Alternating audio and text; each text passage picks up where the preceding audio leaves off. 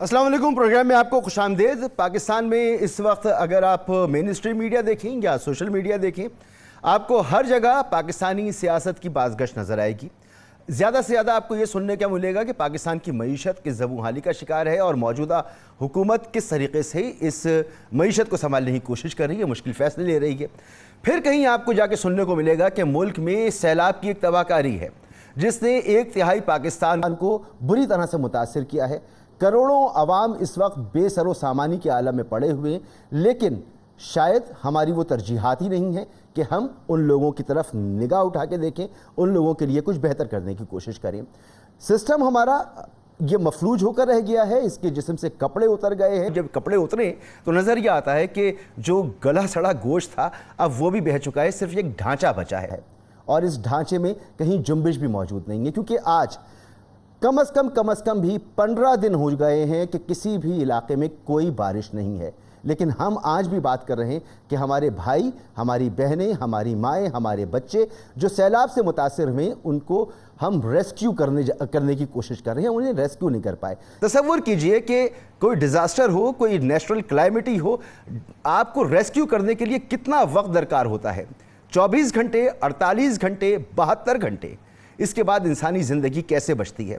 लेकिन आज 15-15 दिन, 20-20 दिन, महीने और 2-2 महीने बाद हम सिर्फ रेस्क्यू की कोशिश कर रहे हैं। इस सूरत हाल में वाकई अगर हम सिर्फ सियासत पे बात करते हैं, हम सिर्फ मईशत पर बात करते हैं, तो इससे ज़्यादा ज़्यादती और हो नहीं सकती। इस वक्त हमारे लाखों बहन भाई, हमारे पाकिस्तानी इस वक्त शदीद मुश्किल के आलम में हैं और हमें उन तक पहुँचना है। इसमें जहाँ मैंने क्योंकि ख़ुद इन इलाक़ों में गया हूँ और मैंने देखा है कि रिपोर्टिंग का निज़ाम मौजूद नहीं है, लोकल मशीनरी मौजूद नहीं है, वो काम नहीं कर रही है, हमारे पास PDM के इदारे नहीं हैं, और जहाँ ये पूरी दुनिया रिपोर्ट कर रही है कि पाकिस्तान इस वक्त बदतरीन क्लाइमेटी की लपेट में है, इस सैलाब और बारिशों की वजह से तबाही आई है, वहाँ ये भी बता रही है कि ये सिर्फ़ कुदरती आफत नहीं है बल्कि ये मेन मेड डिज़ास्टर है जिसमें हमने पूरा किरदार अदा किया है। हमने दरियाओं के रास्ते रोके हैं, हमने अपने नहरी निज़ाम को नुकसान पहुंचाया है, हमने अपनी आबादियों को अपलिफ्ट नहीं किया है और आज उसका खुमियाजा भुगत रहे हैं। और लेकिन जहाँ पर ये सियासत की बात हो रही है, जहाँ ये मईशत की बात हो रही है, मैं ये समझता हूँ कि कुरान कहता है कि एक इंसान की जान बचाना सारी इंसानियत की जान बचाने के मुतरादिफ है, तो हमें इंसानियत की बात करनी चाहिए। आज मेरे पास ये मौका मौजूद है और एक ऐसी शख्सियत मेरे साथ मौजूद हैं जिन्होंने इस सैलाब के लिए भरपूर कोशिशें की। वो जहाँ मौजूद हैं वहाँ से उन्होंने भरपूर कोशिशें की और वो कोशिशें अब भी जारी हैं। मेरे साथ मौजूद हैं ताहिर जावेद साहब, पाकिस्तानी निजात अमेरिकन बिजनेसमैन हैं और रहनुमा हैं डेमोक्रेटिक पार्टी के। आप जो हैं वो शीला जैक्सन जो हैं, जो पाकिस्तानी कॉकस की सरबराह हैं अमेरिका में, उनके साथ एक वफ्द के साथ उन्होंने हंगामी दौरा किया पाकिस्तान का और ज़बरदस्त किस्म की इमदाद की, $30 मिलियन की इमदाद का ऐलान अमेरिकी गवर्नमेंट ने किया। तो फिर ताहिर जावेद साहब ने उनको इस बात पर भी राज़ी किया कि सिर्फ ये इमदाद काफ़ी नहीं है बल्कि 3 लाख टेंट का भी आप बंदोबस्त करें। टेंट इस वक्त बहुत ज़रूरी हैं इन तमाम इलाक़ों में जहाँ पर लोग खुद निकल कर खुश्की पर आ गए, उनके पास इस वक्त टेंट मौजूद नहीं है, उनके पास दवाएं भी नहीं है, उनके पास खाना भी नहीं है और वो जिस बेयार व मददगारी के आलम में है मैं बयान नहीं कर सकता, मेरी आंखों देखी बात है, इसलिए मैं आपको बता रहा हूँ। ताहिर जावेद साहब, बहुत शुक्रिया वक्त देने के लिए। गुफ्तगू को आगे बढ़ाऊँ, ये जो नाकाफ़ी इमदाद की जो आपने बात की, हालांकि अच्छी खासी इमदाद थी ये $30 मिलियन की, लेकिन फिर भी आपने कोशिश की और मज़ीद इमदाद हासिल करने की कोशिश की। वो जो गुफ्तगू थी मैं चाहता हूँ कि ज़रा वो नाज़रीन देख भी लेंगे। सर, सलूट है आप जैसे पाकिस्तानियों को कि आपने इस तरह से बढ़ चढ़ कर इस कार्य खैर में हिस्सा लिया। वो तमाम पाकिस्तानी जो ये काम कर रहे हैं वो सब, उन सब के लिए मैं दिल से सलाम पेश करता हूँ। ताहिर साहब, क्या कहेंगे इस क्लाइमेटी पर और इन हालात पर जो आप देख रहे हैं इस वक्त पाकिस्तान में? जी देखिए जी, आपने जो इस तरह बात शुरू की, ये जो इस वक्त आफत आई है पाकिस्तान में, ये पाकिस्तान की हिस्ट्री की किसी भी ज़लज़ला पकड़ लें, सैलाब पकड़ लें, कोई और भी मुसीबत पकड़ लें, उससे कई गुना, मैं कहता हूँ 10 फोल्ड से भी ज़्यादा یہ بڑی آفت ہے.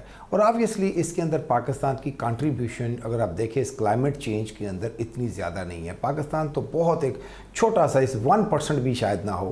یہ جو کچھ ہوا ہے اس کے اندر ساری دنیا کا حصہ ہے. یہ ساری دنیا اس ایٹ فالٹ ہے اس کے اندر، اور خاص طور پہ اس ریجن کے اندر وہ ملک جو آج بھی سینکڑوں کول فائرڈ الیکٹرک پلانٹ بھی چل رہے ہیں ان کے، اور بے شمار درخت بھی کاٹے جا رہے ہیں. یہ سب لوگوں نے جو غلطیاں کی ہیں انفارچونیٹلی پاکستان اس کی پرائس پے کر رہا ہے، اور اس کو باہر نکالنے کے لیے پوری دنیا کو اپنی ایفرٹس کو پٹ ٹوگیدر کرنا پڑے گا. آئی ایگری ود یو کہ اس کو اس لیول تک پاکستان کے اندر ہائی لائٹ نہیں کیا گیا جس لیول تک کیا جانا چاہیے تھا. سم ہاؤ کئی دنوں کے بعد یہ تھرو وٹ ایور چینلز یہ چیزیں باہر آنا شروع ہو گئی. خاص طور پہ میں بولوں گا کہ نان پرافٹ آرگنائزیشن جو یہاں پہ کام کر رہی تھی، جس میں الخدمت اور بہت سی اور، انہوں نے جب ہمیں انفارمیشن پرووائڈ کرنا شروع کی امریکہ کے اندر، this is how the data start coming. اور خاص طور پہ میڈیا کے کچھ چینلز نے اس کے اندر رول پلے کیا. تو پھر ڈائسپورا یہاں پہ امریکہ میں بھی اور بہت سارے اور ملکوں میں بھی انہوں نے اپنی اپنی لوکل لیڈرشپ کو اس میں انوالو ہونے کے لیے جب کیا، تو اب یہ ہے کہ دنیا اس کے اندر ان کی آنکھیں کھل گئی ہیں کہ لوگ آج بھی سڑکوں پہ بیٹھے ہیں، آج بھی مدد مانگ رہے ہیں. کھلی چھت، کوئی اس کے اوپر آسمان، نیچے زمین، اور سانپ وہاں رینگ رہے ہیں جہاں وہ رات کو سوتے ہیں. تو یہ ساری چیزیں آج بھی جو آپ نے بولا کہ 15 دن ہو گئے کوئی بارش نہیں ہوئی، دس از ٹرو. آج بھی لوگ بالکل اپنے وہاں پہ علاقوں میں اسی طرح بیٹھے ہوئے ہیں. لیکن میں تھوڑا سا اس میں یہ بتاتا چلوں کہ وہاں بیٹھنے کی ایک ریزن یہ بھی ہے کہ ایک کشتی کے ذریعے جب اس کو ریسکیو کیا جا رہا ہے تو 8 گھنٹے لگتے ہیں کسی کو بھی اٹھا کر کے کسی ایسی جگہ پہ پہنچانا جو خشک جگہ ہو. تو وہ ایک بڑا سلو پروسیس ہے، اور بہت سارے لوگ، کوئی سڑک پہ فریج لے کے بیٹھا ہوا ہے، کوئی موٹر سائیکل کے ساتھ بیٹھا ہوا ہے، کچھ ایک اینیمل کو پکڑ کے بیٹھا ہے. تو ان لوگوں کو وہاں سے نکالنا واقعتاً ایک چیلنج ہے جو شاید ابھی بھی اور ٹائم لگے گا. تو یہ کچھ ریزنز طاہر بھی صاحب، ہیں، میرے لیے بڑی حیرانی کی بات ہے، اور آپ کے لیے بھی بھی ہوگی، کہ ہم نے دیکھا 2005 کا زلزلہ ایک بہت بڑی آفت تھی. پھر اس کے بعد ہم نے 2010 کا سیلاب دیکھا، 2011 2012 یہ سیلاب پاکستان میں آئے اور بڑی زبردست یہ تباہی تھی. ہم نے زلزلہ دیکھا جو بلوچستان میں آیا. میرا اتفاق ہوا کہ میں کور کرنے گیا، نیپال بھی گیا، وہاں پر جو زلزلہ آیا تھا.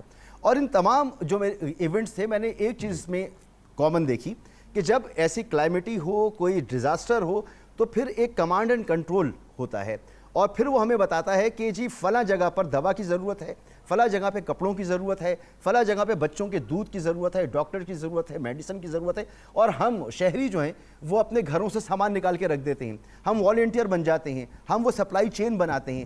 ایسی کوئی صورتحال اس وقت، جو کہ سب سے بڑا، میرے خیال میں اس سے بڑا ڈیزاسٹر پاکستان میں نہیں ہوا، اس وقت یہ صورتحال مجھے کہیں نظر نہیں آ رہی. یہ آپ کے لیے بھی حیرانی کی بات ہے؟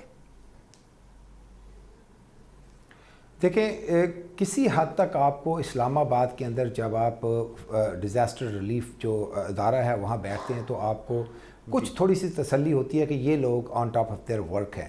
لیکن اب اتنے بڑے مصیبت کو آپ جب نیچے لے کر کے جاتے ہیں تو پولیٹیکل لیڈرشپ جو ہے اس کا ڈسکنیکشن ہے، اور فوج کام کر رہی ہے ہر جگہ پہ، اور نان پرافٹ کے لوگ کام کر رہے ہیں.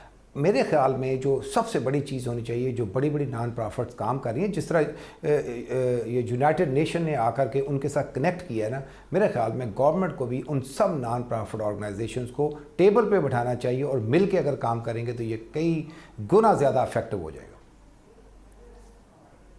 ٹھیک. اچھا، یہ آپ مجھے ذرا تھوڑی سی ڈیٹیلز بتائیے، یہ جو امریکی امداد ہے، یہ اس کے خد و خال کیا ہیں، یہ کس طرح سے اور کب تک ہمیں دستیاب ہوگی؟ یہ $30 ملین جو اناؤنس کیا پریزیڈنٹ بائیڈن نے، وہ تو آ چکا ہے یہاں پہ، اور اس کے اندر big portion of that is already executed. اور امبیسڈر صاحب نے بتایا جی کہ ہم نے پراپر اس کے چیک اینڈ بیلنسز کے ساتھ اس کو یوز میں لانا شروع کر دیا، اور ود ان فیو ڈیز ہم اس کو یوز کر دیں گے. یہ 3-4 دن پرانی بات ہے، تو آبویسلی وہ تو ہو چکا ہے.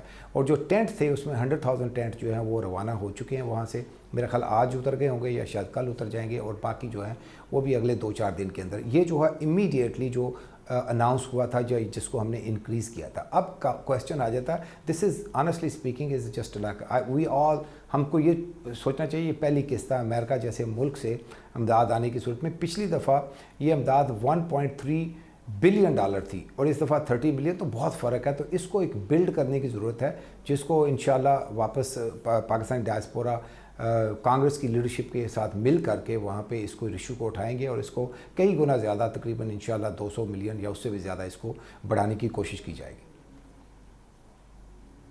आप यकीन करेंगे आपकी ये गुफ्तगू सुनकर मुझे कितना बेहतर महसूस हो रहा है कि ये इमदाद आ भी गई, ट्रांसपेरेंट तरीके से ये इस्तेमाल होना शुरू हो जाएगी। आप कह रहे हैं कि 1 लाख खैमे जो हैं वो तकरीबन अब उतर भी चुके होंगे। तो इतनी जल्दी काम करना होता है और ये 7 समंदर पार से ये काम हो गया और हम 1 महीने बाद भी ये कह रहे हैं कि जी कैसे पहुँचे लोगों तक और क्या करें। तो ये बहुत बड़ी सर्विस है जो आपने की है।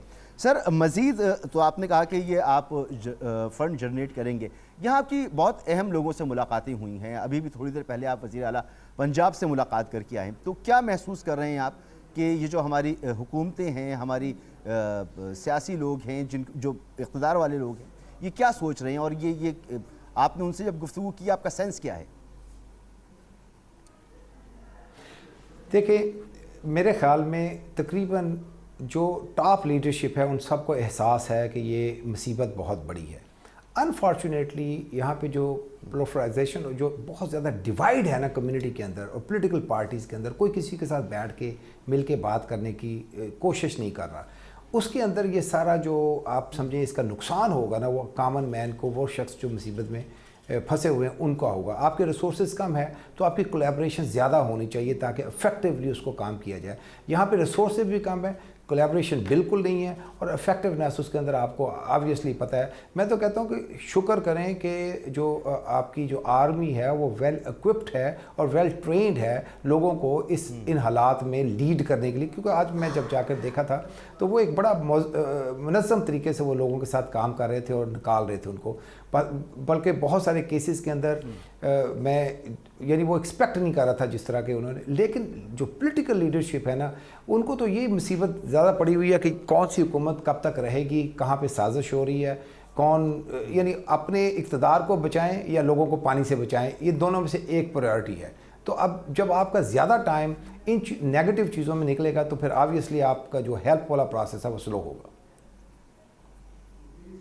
बिल्कुल दुरुस्त फरमा रहे हैं आप। अच्छा, ये तो एक चीज़ है, एक और चीज़ भी शायद महसूस करने की है कि जो हमारी डिस्ट्रिक्ट लेवल पर एक प्लान था और वो पूरे पाकिस्तान के लिए था कि डिस्ट्रिक्ट डिज़ास्टर मैनेजमेंट अथॉरिटीज़ कायम होनी थी, प्रोविंशियल हो चुकी थी, उनको हमने फ़ाल नहीं किया और जो डिस्ट्रिक्ट लेवल पर थी वो तो हमने बनाई नहीं ना, वो है ही मौजूद ही नहीं है।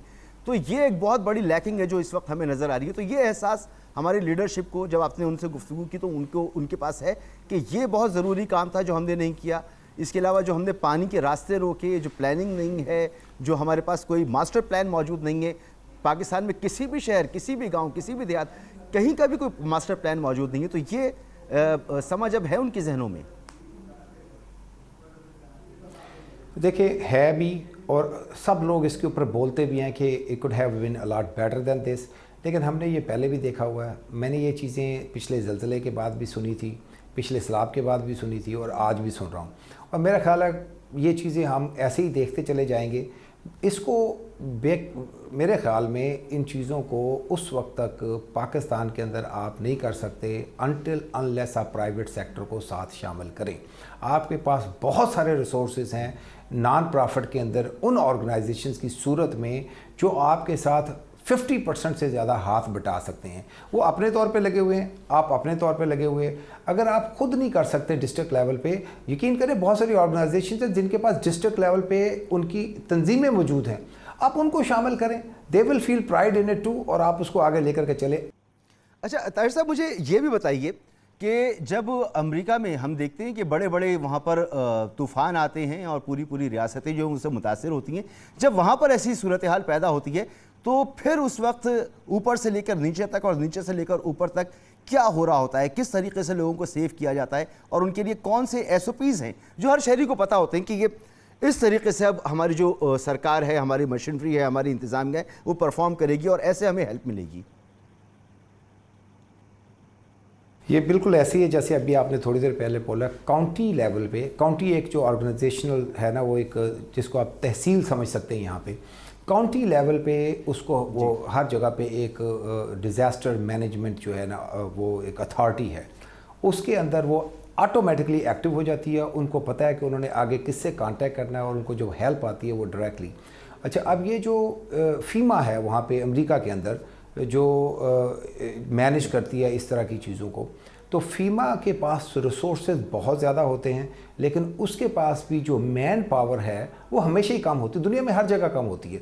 तो वो क्या करते हैं, जो मैंने आपको थोड़ी देर पहले बोला कि वो जो क्रेडिबल नॉन प्रॉफिट ऑर्गेनाइजेशंस हैं उनको अपना पार्टनर बनाती है और उनके हवाले बहुत सारे एरियाज़ कर देती है कि ये एरिया को आप देखेंगे, फ़लाँ एरिया को फ़लाँ दूसरी नॉन प्रॉफिट देखेगी, हम आपको ये सारा रिसोर्सेज देंगे और आपने आगे एग्जीक्यूट करना है इनको, घरों की रिपेयर हो जाए या कोई भी और मामला। और जिसमें मैं ये बताता चलूँ कि ये जो आपके इकना है, हेल्पिंग हैंड, इस तरह की मुसलमानों की पाकिस्तानी ओरिजिन लोग उसको कंट्रोल करते हैं, उनकी ऑर्गेनाइजेशन जिसको फीमा ऊपर से नीचे उनको फंड करती है और उनके साथ कॉन्ट्रैक्चुअल रिलेशनशिप पे ये चीज़ों को एग्जीक्यूट करती है। और इस तरह रेड क्रॉस है और बहुत सारी और चीज़ें हैं। ये काम जब तक आप प्राइवेट सेक्टर को इन्वॉल्व नहीं करेंगे, आपका उस लेवल यानी आप 50% 60% लोगों को टच ही नहीं कर रहे हैं जो आपके बराबर काम कर रहे हैं वहाँ पे, वो अपने ही रिसोर्सेज इकट्ठे कर रहे हैं और खुद ही करने की कोई, इस सूरत में आपके पास जो रिसोर्सेज होते हैं वो थोड़े बढ़ जाते हैं, आगे एग्जीक्यूशन कम होती है। दिस इज़ हाउ आपकी जो डिस्ट्रिक्ट लेवल के ऊपर उसकी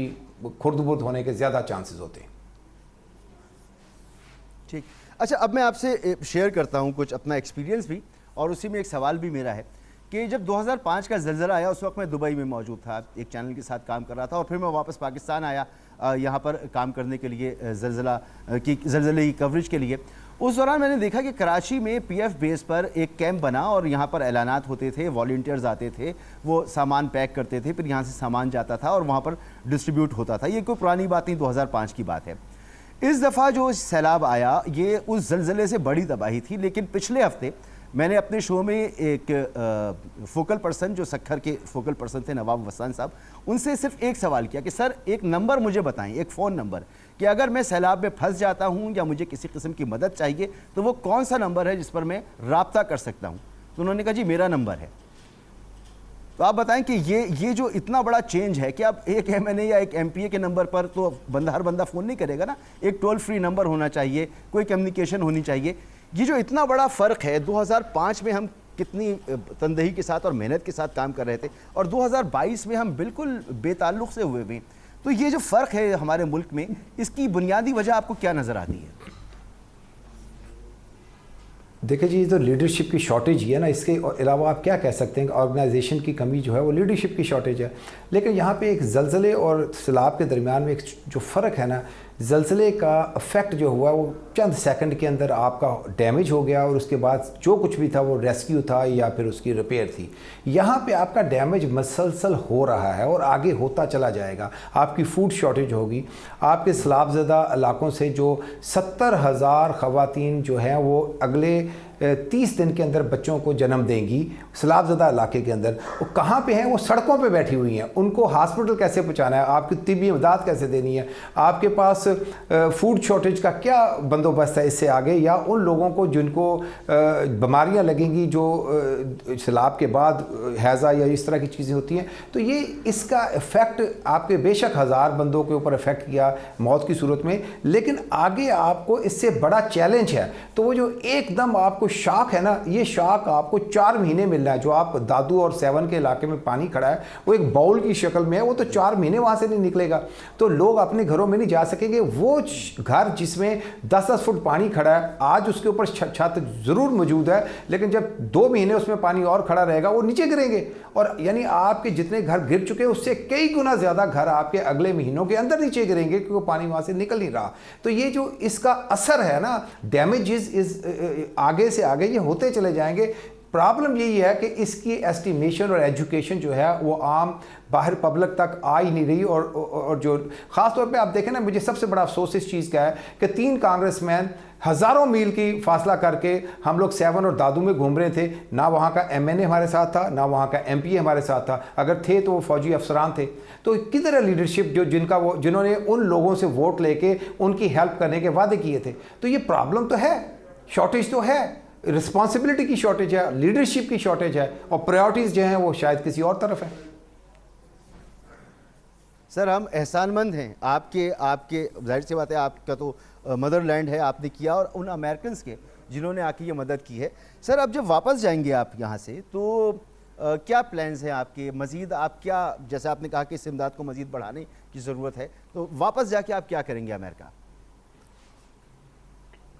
دیکھیں میرے خیال میں یہاں پہ جو گورنمنٹ ہے نا, اس کو چاہیے کہ دنیا کے ہر اس ملک کے اندر جہاں پہ ایک لوگوں کو اکٹھا کیا جا سکتا, اویئرنیس کی صورت میں آپ کو امداد مل سکتی ہے نا, وہاں پہ آپ لوگوں کو ہر ملک کے اندر اپنے 2-2 3-3 4-4 نمائندے بھیجیں یہاں سے, اور ان کو بولیں کہ وہاں کی لیڈرشپ کے ساتھ کنٹینیوسلی ایک ایجوکیشنل پروگرام رکھیں, ڈائسپورا کو اس کو منظم کریں اور ان کو انکریج کریں. آپ اندازہ نہیں کر سکتے ایک چھوٹی سی ایفرٹ کے ساتھ آپ UN سے زیادہ مدد آپ کو اپنے ڈائسپورا سے مل جائے گی. اور جو امریکہ جیسے ملک ہیں ان کو, جیسے اب یہ 2-3 کانگریس مین ہو کے گئے, پیچھے لائن لگی ہوئی لوگوں کی جو آنا چاہتے ہیں, جب وہ آئیں گے اور یہ ساری چیزوں کو دیکھیں گے, اس کے بعد جو ہاؤس کے اندر اس کی ڈالیں گے اپنا وہ پٹیشنز یا کوئی بھی ایک ایسک ڈالیں گے اپروپریشن کمیٹی کو, تو آپ دیکھیں گے اس کا فرق پڑے گا. اور ہم لوگوں کا جو فرض ہے, جو ہم یہاں پہ آ کے واپس جا رہے ہیں, ہم وہاں جا کر کے ان کو ایجوکیشن دے سکتے ہیں کہ جی یہ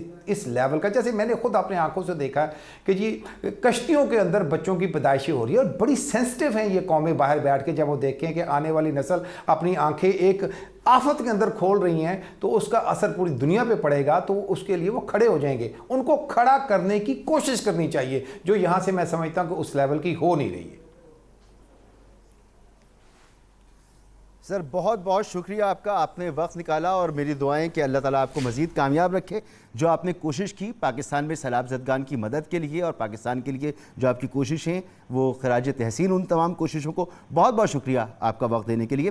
یہ جو تمام صورتحال اس وقت ہم دیکھ رہے ہیں, اس کی ایک بڑی وجہ یہ بھی ہے کہ ملک میں پولرائزیشن ہے, ہم ڈیوائیڈڈ ہیں, ہمارے ایشوز اس وقت کچھ اور ہیں, اقتدار کس کے پاس ہونا چاہیے اور کس کے پاس نہیں ہونا چاہیے. یوں تو تمام ہی اس وقت کی پاکستان کی سیاسی جماعتیں اقتدار میں ہیں, کوئی صوبے میں ہے, کوئی مرکز میں, اقتدار میں سب کے سب ہیں, لیکن جو انسرٹنٹی ہے وہ ختم ہونے کا نام نہیں لے رہی ہے. عمران خان صاحب ایک کے بعد ایک جلسہ کر رہے تھے, آج انہوں نے آخری جلسہ کیا ہے گجرانوالہ میں, اور اپنا اگلا لاہے عمل دیا ہے.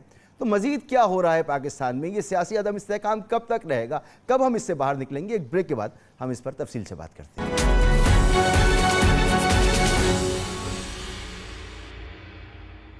پروگرام میں آپ کو ایک بار پھر خوش آمدید. عمران خان صاحب نے اپنے جلسوں کی ایک سیریز آج مکمل کی, گجرانوالہ میں آخری جلسہ کیا, اور جتنے بھی جلسے کیے بہترین جلسے تھے, بہت بڑی تعداد میں اس میں لوگ موجود تھے.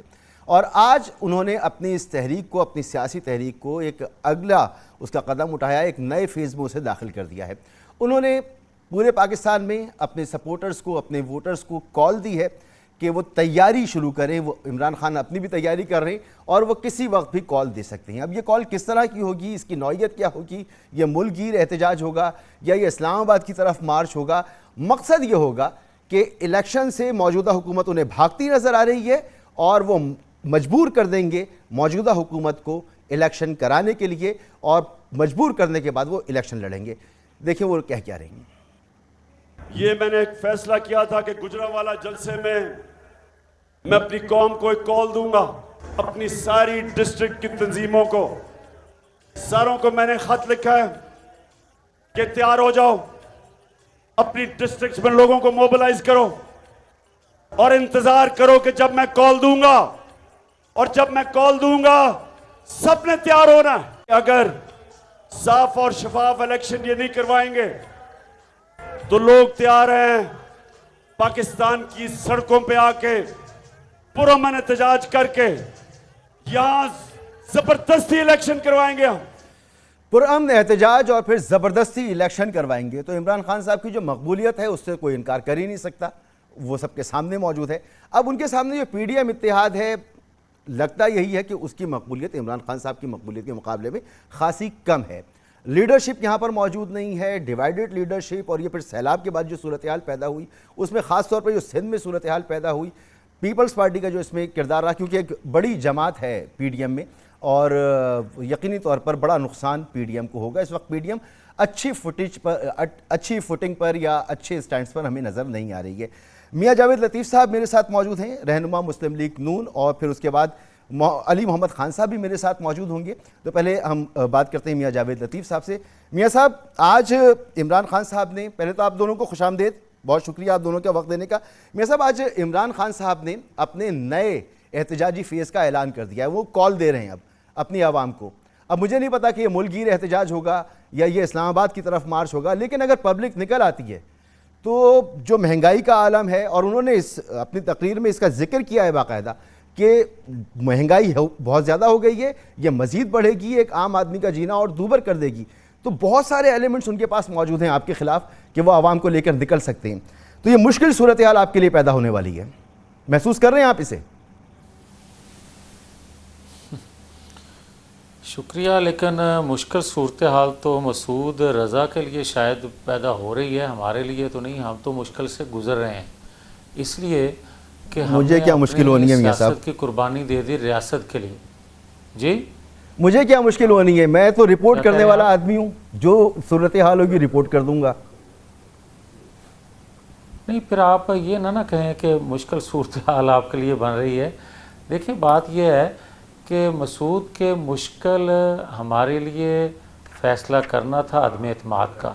مشکل ہمارے لیے یہ تھی کہ ہم کس طرح ملک کو بچائیں گے, ریاست کو بچائیں گے, اور عوام کو کس طرح ملک کو دیوالیہ ہونے سے بچانے کے لیے عوام کو ایک اچھی نوید دیں گے, ایک اچھی خبر دیں گے. وہ ہمارے لیے مشکل وقت تھا, وہ ہم نے گزار رہے ہیں, اس سے گزر بھی رہے ہیں. مگر جہاں تک عمران خان صاحب کا یہ کہنا کہ الیکشن سے یہ ہم لوگ بھاگ رہے ہیں, تو بھائی 2 صوبوں میں حکومت ہے ان کی, ریزائن کریں, صبح بسم اللہ کرتے ہیں, الیکشن کروا لیتے ہیں. اس میں کیوں کوئی نئی منطق یا نئی تھیوری پیش کرنے کی تو ضرورت ہی نہیں ہے, اگر وہ سنجیدہ ہیں تو. اور اگر وہ سنجیدہ ہیں تو بھائی اپنے لوگوں کو بھیجیں.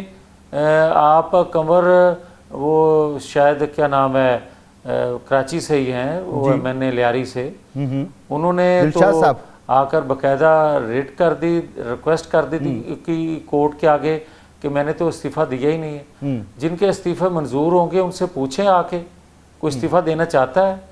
چوتھی بات یہ ہے کہ دیکھیں, جو عمران خان کو آج درد ہے مہنگائی کا, یہ درد اٹھا کیسے؟ کوئی پوچھنے والا ہے؟ سر مہنگائی ہے تو درد اٹھ رہا ہے نا. کہ میڈیا, تو یہ میں بھی اس درد میں, اس دکھ میں شریک ہوں. کیا 4 سالوں میں آپ نے دودھ شہد کی نہریں بہتی دیکھی تھیں؟ کیا 4 سالوں میں جو ہو رہا تھا ملک کے ساتھ وہ کسی سے پوشیدہ ہے؟ کیا 4 سالوں کے اندر بے روزگاری, مہنگائی, کرپشن, قرضے, یہ سب کچھ بڑا نہیں ہے؟ اور 4 ماہ میں, وہ 4 سالوں میں اگر انہوں نے کچھ بہتر کیا ہوا تھا تو 4 ماہ میں بیڑا غرق نہیں ہو سکتا. اور اگر آپ کی طرف سے تو یہ بات کہی جا رہی ہے, مگر کیا آپ کو نظر آ رہا ہے اس وقت کہ عمران خان نے کتنے بڑے بڑے جلسے کیے ہیں, پبلک اس کو کس طرح سے وارم ویلکم دے رہی ہے اس کو؟ وہ اس وقت کوئی ہر شخص کوئی ماننے کو تیار نہیں کہ عمران خان کی مقبولیت میں کمی آئی ہے. عمران خان کی مقبولیت بہت بڑھ گئی ہے. یار ایک تو مسعود رضا, آپ کا پرابلم یہ ہے کہ آپ اگلے کی بات کم سنتے ہو, اپنی زیادہ کرتے ہو. آپ نے سوال کر لیا, مجھے جواب دینے دیں. میاں صاحب آپ ہی سے بات کر رہا ہوں, کسی اور سے نہیں کر رہا, فرمائیں. چلیں پھر کسی اور سے کر لیں, میں تو نہیں کر سکتا اس طرح بات. اچھا چلیں, ناراض نہ ہونا میاں صاحب, کریں نا آپ بات, کریں. Thank you. نہیں, آپ کسی اور سے کر لیں. میاں اس طرح صاحب ناراض ہو گئے, کر سکتا بات. آپ سے ہی بات کر رہا ہوں, کیجئے پلیز پلیز. بات سیدھی سی ہے کہ دیکھیں, یہ کبھی ہوتا نہیں ہے جس طرح آپ بات کر رہے ہیں, یا عمران خان صاحب کی آپ بات کر رہے ہیں کہ ان کے مقبولیت بڑی ہے. بھائی آپ دوسرے بندے کے ہاتھ پاؤں باندھ کے ایک سائیڈ پہ بٹھا دیں اور ایک کو کھلا چھوڑ دیں. یہ جسٹس شوکت صدیقی صاحب جو فرما رہے ہیں کہ کس طرح اس بت کو تراشا گیا, اور آج کوئی اگر کہے کہ میں نیوٹر ہوں, اور اگر وہ نیوٹر ہیں تو کیا دوسروں کو جو آپ نے فیلڈ سے آؤٹ کر دیا, کھیل سے آؤٹ کر دیا, ان کو پہلے کھیل کا حصہ تو بننے دیں نا, اس کے بعد آپ کسی کی مقبولیت دیکھیں. آپ یہ دیکھیں کہ میں تو بار بار یہ کہتا آ رہا ہوں کہ ہمارا حساب وہ ہے کہ اگر ایک بچے کی 2 دعوے دار مائیں پیدا ہو جائیں نا، وہ منصف کے سامنے جائیں اور کہیں کہ یہ قرآن پاک پہ ہاتھ رکھ کر کہ یہ میرا بچہ ہے، دونوں یہی قرآن پاک اٹھا کر منصف کو کہہ رہی ہوں، اور منصف کوئی اللہ کا بندہ ایسا ہو کہ جو ایمان لے آئے دونوں کے قرآن پاک پر کہ دونوں سچا قرآن پاک اٹھا رہی ہیں، تو اس کے لیے مشکل ہوگا فیصلہ کرنا. سو وہ منصف فیصلہ کرتا ہے کہ یہ بچہ جو ہے آدھا آدھا دونوں ماؤں کو دے دو. تو جو حقیقی ماں تھی اس نے کہا یہ میرا بچہ نہیں ہے، یہ اسی کو دے دو، کم از کم میں اس کو زندہ تو دیکھوں گی. یہ حقیقی ماں تھی. آج ہم جو رول ادا کر رہے ہیں، ہمیں پتا تھا کہ اگر 4-6 ماہ اس عمران خان کو حکومت اور دے دی، ہماری سیاست تو جو ہے وہ بلندیوں کو چھوئے گی، آسمان کو چھوئے گی، مقبولیت ہماری آسمان کو چھوئے گی. اور آپ مسعود رضا اس بات کا گواہ ہوگا، گواہی دے گا کہ کیا پنجاب میں مرکز میں حکومت ہونے کے باوجود عمران خان کی کیا 18 میں سے 17 الیکشن ہم نے جیتے نہیں تھے، ضمنی الیکشن؟ ٹھیک، تو کیا اچھا میاں صاحب اب میں سوال کر لوں، اب سوال کر لوں اجازت ہے؟ سن لیں، نہیں یہ بات سن لیں. اچھا سنا دیجیے، پھر میں سوال کرتا ہوں آپ سے. کہ آج ہمارا حساب وہ ہے کہ ہم سیاست قربان کر کے ہم ریاست کو بچا رہے ہیں، ہم دیوالیہ ہونے سے پاکستان کو بچا رہے ہیں. بالکل ٹھیک، کچھ ٹائم لگے میاں گا، صاحب اب مجھے سوال کرنے کچھ دیں، وقت لگے گا سنبھالتے. اب سوال کرنے دیں مجھے پلیز. یہ جو آپ نے واقعہ سنا ہے نا بچے والا، یہ واقعہ اگر آپ تھوڑا سا اور آگے جاتے تو پھر اگلے ہی اسی واقعے میں آپ کو مل جاتا کہ اس کا ایک سائنٹیفک حل بھی دیا گیا تھا اسی زمانے میں، اور یہ حل نہیں تھا کہ بچے کو آدھا آدھا کر دیا جائے اور ماں چھوڑ دے. تو ایک سائنٹیفک چیز بھی ہوتی ہے جسے میجر کرنا ہوتا ہے، اور سیاست سائنس کا ہی ایک نام ہے. تو ہم اس کو جو مقبولیت کے پیمانے ہوتے ہیں اس کو ایک خاص انداز سے دیکھتے ہیں. اس لیے میں آپ سے کہہ رہا ہوں کہ ہاں مقبولیت ہے ان کی، لیکن دوسری طرف آپ جو کہہ رہے ہیں ہاتھ پیر باندھ کر پھینک دیا گیا. سر میرا عرض سن لیں نا، سوال تو کریں. اب ایک سیکنڈ، اب سوال تو سن لیں. یہ مناسب نہیں، ایک سیکنڈ سر. نہیں آپ نے پہلا جو سوال کیا اس کا جواب لیں. سوال ابھی کیا ہی نہیں. میں یہ کہتا ہوں کہ مسعود، اور نہیں یار آپ نے کیا ہے نا جو بات آپ نے کی کہ ایک پیمانہ یہ ہے دوسرا پیمانہ یہ ہے. سر وہ یہ جو آپ نے واقعہ بتایا اس کو اور ذرا ڈیٹیل میں پڑھیے، آگے جاتا ہے واقعہ. دیکھنا ہے نا، ایک سیکنڈ آپ نے یہ مقبولیت کا پیمانہ دیکھنا ہے تو آپ منظور پشتین کو، حاصل بزنجو کو، جو علاقائی جماعتوں کے سربراہ ہیں، ہم تو پھر قومی جماعت ہیں نا، یا دیگر پی ڈی ایم میں قومی جماعتیں ہیں، جو علاقائی جماعتیں ہیں ان کے سربراہان کو آپ لیول پلینگ فیلڈ جس طرح عمران خان کو دی گئی تھی، جس طرح اس کو لاڈلا بنایا گیا تھا، جو اداروں کو چاہے وہ کہے اس سے کوئی چیک نہیں ہے. چلیں سر اب مجھے سوال کرنے دیں. بالکل ٹھیک، آپ کا پوائنٹ آ گیا، آپ مجھے کہنے تو دیں نا. میاں صاحب آپ ناراض ہو جاتے ہیں پلیز نا، آپ سے بات کرنے دیں. میاں صاحب آپ کہہ رہے ہیں کہ ایک بندے کو ہاتھ پیر باندھ کے ڈال دیا گیا. سر آپ کی حکومت ہے، وزیر اعظم آپ کا، حکومت آپ کی، عدالتیں کہہ رہی ہیں واپس آ جائیے، آپ واپس ہی نہیں آ کے دے رہے. پبلک دیکھ رہی ہے نا سر، قربانی دیں گے تو پوری قربانی دیجیے. یہ کیا کہ قانون جب میرے حق میں آئے گا، جب میرے فیصلے مجھے جیل میں نہیں جانا ہوگا، جب میرے لیے حالات موافق ہوں گے تو میں واپس آ جاؤں گا. سر ایسے کہاں تحریکیں چلتی ہیں؟ ایک سیکنڈ مسعود، ایک سیکنڈ اب رکنا، اب صبر سے میری بات سن لینا. بات یہ ہے کہ جو آپ تانے ہمیں دے رہے ہیں نا، اس میں سے 2 باتوں کا جواب دے دیتا ہوں کیونکہ آپ کے پاس وقت نہیں ہوگا. میں یہ کہتا ہوں کہ کیا اس سے پہلے درجنوں ارکان اسمبلی نااہل نہیں ہوئے، ڈی سیٹ نہیں ہوئے، جنہوں نے کسی نے 10 روپے کا اکاؤنٹ ظاہر نہ کیا ہو، اور عمران خان کروڑوں روپے، اربوں روپے کے جو اکاؤنٹ آپریٹ خود کر رہے ہیں ان کو بھی شو نہ کریں، اور ان کو کوئی ڈی سیٹ نہ کرے، ان کو کوئی چیک نہ ہو، تو پھر لاڈلا نہیں تو اور کیا ہے؟ مجھے یہ بتائیں کہ چیف الیکشن کمیشن کا جو فیصلہ آیا 8 سال بعد آیا، اور اس فیصلے کے باوجود بھی عمران خان صاحب کو کوئی چیک نہیں ہے. وہ کسی ادارے میں بیٹھی خاتون ہو یا ادارے میں بیٹھا کوئی شخص ہو، وہ گالی دے، اس کو کوئی چیک نہیں ہے. مگر دانیال عزیز طلال چودھری کو آپ جو ہیں تاحیات نااہل کر دیں گے. آپ کے پاس کرپشن کا کوئی ثبوت نہیں ہے، مگر بیٹے سے تنخواہ نہ لینے پر تاحیات نااہل کر دیں گے نواز شریف کو. آپ کے پاس کوئی ثبوت نہیں ہے، آپ پناما میں اس پر کیس بنائیں گے نواز شریف پر، اور 450 لوگ پناما میں جن کا ذکر تھا، اس میں سے 4.5 سال نہیں 5.5 سال ہو گئے ہیں، کسی ایک پر آج تک آپ نے کیس نہیں چلایا۔ ٹھیک، مجھے علی محمد خان صاحب کی طرف جانا ہے۔ میاں صاحب بالکل آپ کا موقف آ گیا، بہت بہت شکریہ آپ کا، اور ظاہر سی بات ہے علی محمد خان صاحب سے ہم یقینی طور پہ عمران خان صاحب کی جو کال آنے والی ہے وہ کس طرح کی کال ہوگی، کیا کرنے جائیں گے، اور جہاں تک یہ بات ہے کہ لاڈلا تو پھر میاں نواز شریف صاحب کو اس وقت آنا چاہیے اور فیس کرنا چاہیے مقدمات کو۔ عمران خان پر اگر یہ الزام لگتا ہے کہ جی آپ قانون سے اپنے آپ کو بالا تر سمجھتے ہیں، تو پھر کسی کو اپنے آپ کو قانون سے بالا تر نہیں سمجھنا چاہیے، قانون کا احترام پھر سب کو کرنا چاہیے۔ ایک بریک کی طرف جانا ہے، اور بریک کے بعد علی محمد خان صاحب سے تفصیل سے پوچھیں گے کہ یہ کس طرح کی کال ہوگی، کیا پی ٹی آئی کے ذہن میں چل رہا ہے اور کیا ہونے جا رہا ہے آنے والے دنوں میں۔ ایک مختصر سے بریک کے بعد۔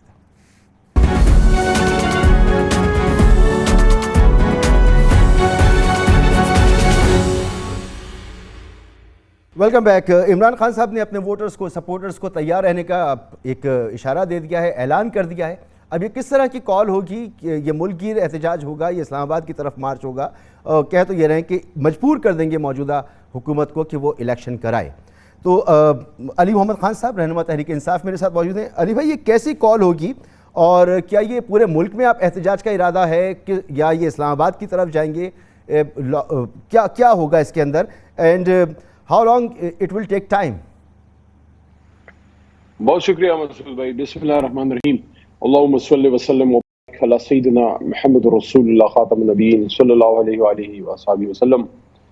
احتجاج کے مختلف طریقے ہو سکتے ہیں، اور ایک آپ نے دیکھ لیا کہ پورے ملک میں، اور میں تو کریڈٹ دینا چاہتا ہوں عمران خان صاحب کو کہ عمران خان صاحب کا حوصلہ کہ تقریباً 70 سال ان کی عمر ہے، اور اس عمر میں جس طریقے سے انہوں نے اسٹرگل کیا ہے اور پارٹی کو کھڑا کیا ہے اور کارکن اور عوام کو کھڑا کیا ہے اور ایک مثال بنے ہیں ہم جیسے لوگوں کے لیے، میں اپریشیٹ کرتا ہوں۔ یہ ان کے جذبے کے بغیر ممکن نہ تھا کہ ایک ایسی حالت میں جب رات کے اندھیرے میں ہماری حکومت ختم کی گئی تو لوگوں کا یہ خیال تھا، اور میں آپ کے سامنے جو بات کر رہا ہوں کہ بہت سے لوگوں کا خیال تھا کہ تحریک انصاف ختم ہو جائے گی، عمران خان صاحب نظر بند ہو جائیں گے خدا نخواستہ، اور یہ پارٹی بس آہستہ آہستہ ٹوٹ پھوٹ کا شکار ہو جائے گی۔ لیکن آج آپ دیکھیں، میں تو پچھلے دونوں الیکشن اللہ کے حکم سے لڑا ہوں، اور میں آپ کو آج کی بات بتا رہا ہوں، اس وقت میں اپنے حلقے میں ہوں، میرے پاس ٹائم نہیں ہے کہ لوگ جتنی شمولیت ہمیں جلسے دے رہے ہیں کہ 13 اور 18 سے زیادہ مقبولیت ہے۔ تو ایک تو وہ فیز ختم ہوا جس کا ابھی آپ نے ذکر کیا۔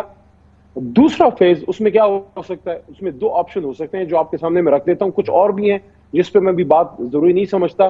ایک تو یہ ہے کہ کیا احتجاج کو پورے ملک میں پھیلا دیا جائے۔ آپ نے کیپیبلٹی دیکھ لی کہ 15 منٹ کے، آدھے گھنٹے کے، گھنٹے کے نوٹس پہ ہزاروں لوگ، اور ایک دن کے، 1.5 دن 2 دن کے نوٹس پہ لاکھوں لوگ نکل آتے ہیں۔ کہاں پہ؟ لاہور میں نکل آتے ہیں، کراچی میں نکل آتے ہیں، کوئٹہ میں نکل آتے ہیں، پشاور، فیصل آباد، اور اس طرح سے میں آج مردان میں جو دنیا نکلی ہے، اور پورے پاکستان میں۔ تو ایک تو یہ ہے کہ پاکستان کے مختلف شہروں میں احتجاج کیا جائے۔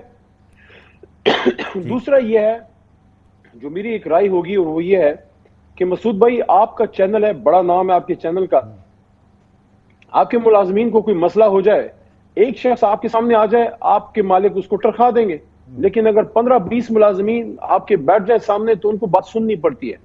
یہ ملک پاکستان کے عوام کا ہے، یہ عدالتیں، یہ نظام، یہ پارلیمان، یہ فوج، یہ پولیس، یہ سارے ان کے لیے ہیں۔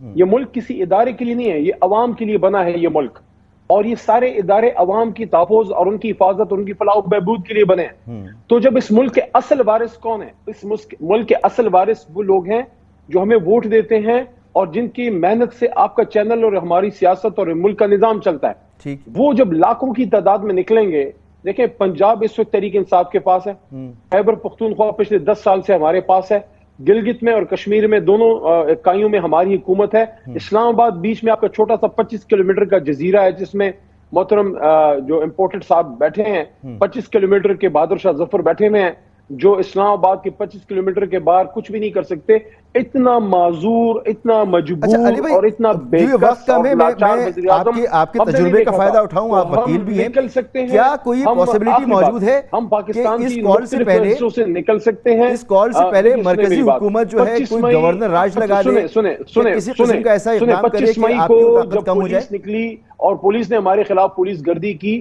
وہ والا ماحول اب نہیں ہے۔ اب جب لاہور سے، گجرانوالے سے اور آپ کے پنڈ دادن خان سے لے کے جناب ملتان اور ڈیرہ غازی خان سے جو قافلے آئیں گے، وہ اسلام آباد کی حدود تک ان کو روکنے والا کوئی نہیں ہے۔ پاکستانیوں کا حق ہے وہ پرامن طور پہ آ کے بیٹھے۔ اسی طرح پشاور سے جو آئیں گے اور ساتھ ساتھ جو کشمیر سے اور گلگت بلتستان سے آئیں گے، اور یہاں پہ پرامن احتجاج ہوگا۔ ٹھیک، جب لاکھوں پاکستانی بیٹھے گا اسلام آباد میں مسعود رضا صاحب، اس کا اثر ہر جگہ پہ ہوگا۔ پاکستان کے بالکل اصل ٹھیک وارث علی جب بھائی، میرے بیٹھیں گے پاس اور وقت وہ ختم ہو پرامن گیا، احتجاج میری بڑی کریں گے۔ خواہش تھی کہ میں اور تفصیل سے آپ سے بات کرتا، کئی سوالات میرے پاس موجود تھے، لیکن آپ سے معذرت کہ میں زیادہ بات نہیں کر پا رہا ہوں۔ انشاءاللہ پھر کسی نشست میں، اجازت دیجیے، اللہ حافظ۔